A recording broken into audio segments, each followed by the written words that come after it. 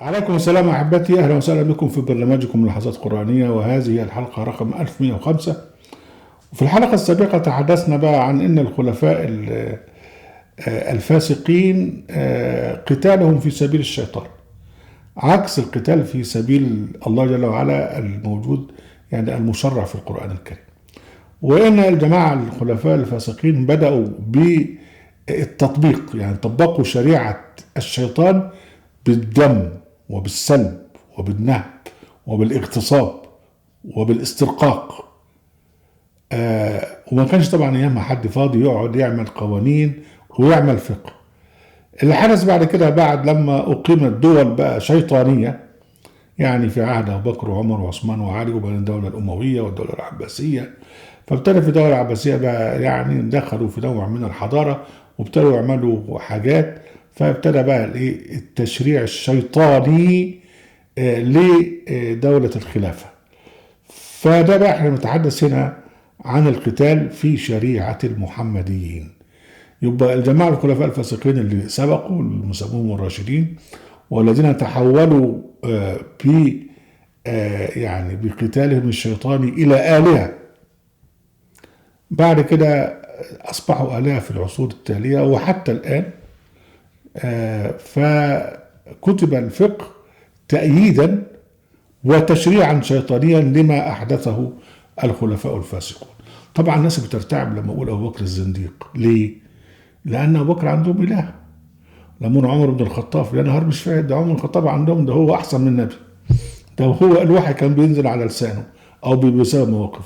عثمان بن عفان ده راجل كان بينكسف وكان حي وبتاع. علي ده علي كرم الله وجهه.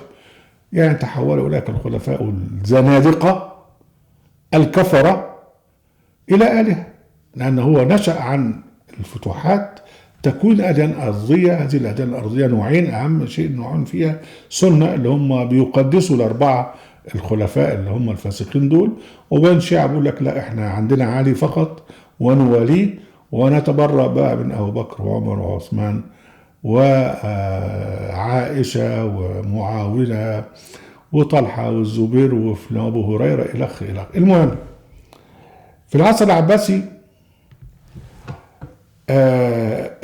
اللي هم سموا نفسهم علماء تناسوا قوله جل وعلا: ومن يقتل مؤمنا متعمدا فجزاؤه جهنم خالدا فيها وغضب الله عليه ولعنه وأعد له عذابا عظيما. الآية 93 سورة النساء. زي ما تكون دي مش موجودة. ما حدش فيهم سأل نفسه طيب الناس الغلابة اللي هم لم يعتدوا على أحد، سواء كان من الشام أو العراق أو مصر أو شمال أفريقيا أو إيران أو الهند أو كذا أو كذا، لو واحد منهم قتل ظلما وعدوانا وتعمدا، فالقاتل ربنا سبحانه وتعالى بيزيد جهنم خالدا فيها وغضب الله عليه ولعنه وأعد له عذابا عظيما. طب الأستاذ أبو بكر الزنديق قتل كم واحد ظلما من الناس اللي هم لم يعتدوا عليه وما يعرفوش أصلا، وعمر قتل كام من الناس، وعثمان، يعني عثمان وصلت الفتوحات إلى يعني ما بعد إيران،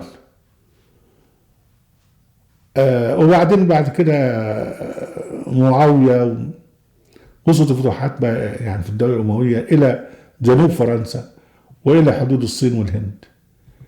قل لي بقى كم واحد قتل، سواء من الذين يدافعون عن أنفسهم، وحين يدافعون عن أنفسهم ده يقاتلون في سبيل الله حقيقي، لأنه بيدافع عن نفسه، بيدافع عن بلده، بيدافع عن حريته الدينية سواء صح أو غلط، لأن ربنا هو اللي هيحكم عليه، لكن هو بيدافع جيشا معتديا.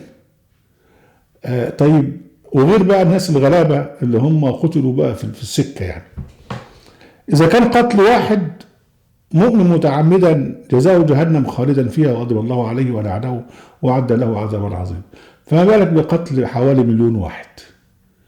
يبقى هتسمي أبو بكر الزنديق إيه؟ ده كلمة الزنديق ديت يعني شوية عليه. أو عمر الخطاف ده يعني شيء غريب جدا. يعني الجماعة الفقهاء العباسيين اللي عملوا شريعة تناقض قول الله جل وعلا، ألم يقرأوا هذه الآيات؟ ألم يقرأوا وقاتلوا في سبيل الله الذين يقاتلونكم ولا تعتدوا إن الله لا يحب المعتدين؟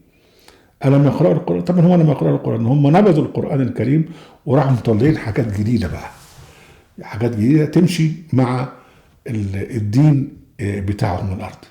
فقال لك إيه؟ قال لك أمرت أن أقاتل الناس حتى يقولوا لا إله إلا الله. يعني أنت تقعد تقاتل الناس لغاية لما ترغمهم يقولوا لا إله إلا الله. الله الله الله. يبقى ده ربنا سبحانه وتعالى منع الإكراه في الدين. يعني أفأنت تكره الناس حتى يكونوا مؤمنين؟ لا إكراه في الدين قد تبين الرشد من الغي.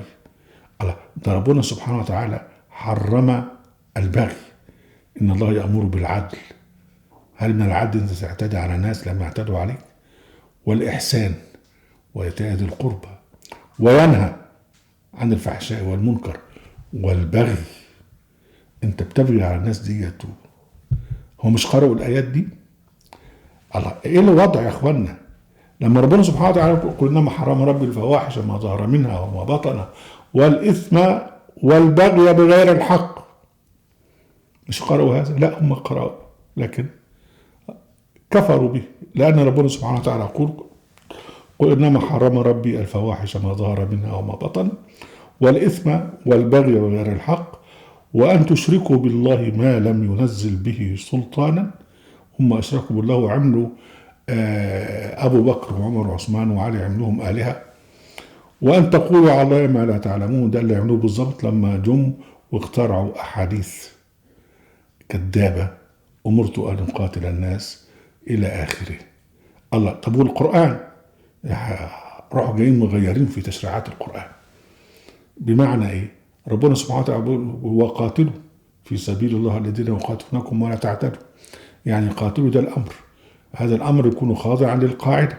فراحوا شايلين القاعدة على الإطلاق وقال لك وقاتلوا، وقاتلوا بس. يعني قاتل يا عم، خش اقتل زي ما أنت عايز، وطبعا أنت هتروح تعرض نفسك للخطر ببلاش؟ لا، إذا تعرض نفسك للخطر عشان خاطر تاخد الفلوس، ماني، عشان تاخد النسوان، عشان تاخد كذا. إذا وقاتلوا بقى مش في سبيل الله لكن في سبيل المال.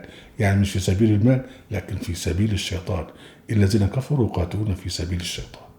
فالذي حدث بقى في العصر العباسي أنه تم تقعيد شريعة مخالفة لشريعة الإسلام، ومن أسف أن هذه الشريعة لا تزال سارية حتى الآن من خلال 3 أشياء، اللي هي السيرة التي حرفوا فيها وجعلوا فيها النبي سفاك للدماء وبتاع نسوان إلى آخره، والفقه اللي هي التشريعات اللي عملوها، والأحاديث. وبادر إلى جانب ذلك بقى اللي هو النسخ، اللي هو قال لك الآيات ديت لا تعمل، الآيات ديت باطل عملها، الآيات دي ملغاة التشريع بتاعها، وما يسمى بالتفسير وما يسمى بالتأويل إلى آخره. هذا ما توارثناه، وهذا ما هو سائد في الشريعة عند المحمديين. واللي بيطالبوا بتطبيق الشريعة هم قصدهم على الشريعة دي، الشريعة الشيطانية دي التي يعبد فيها أبو بكر وعمر وعثمان وعلي إلى آخره. أهلا وسهلا بكم أحبتي في برنامجكم العظات القرآنية وقناة أهل القرآن وموقع أهل القرآن. لا تنسوا المشاركة بشير ولايك، وعليكم السلام.